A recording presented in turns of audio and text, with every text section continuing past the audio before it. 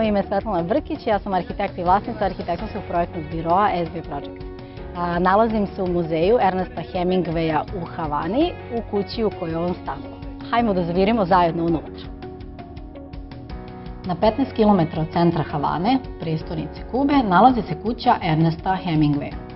Čuveni pisac boravi u njoj u periodu od 1940. do 1960. godine. Kuća je delo katalonskog arhitekte Miguela Pascuala i izgrađena je 1886. Danas ona je muzej koji nosi Piščevo ime. Nakon restauracije od strane kubanske vlade 2007. godine otvorena je za turiste.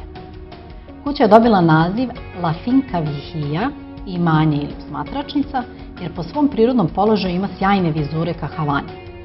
Pored tih prirodnih predispozicija, turiste na ovu lokaciju privlači potreba da istraže život čuvenog pisca.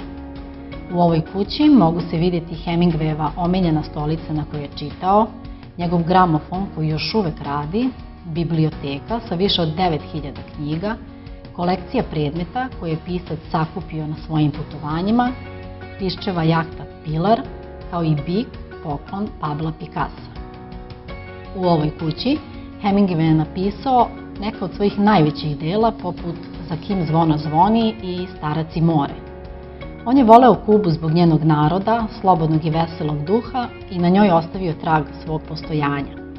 Legenda kaže da je on kroz istraživanje Kube došao do mesta Kohimar, gde je upoznao lokalnog ribara, čija je priča poslužila kao inspiracija za delo Starac i more.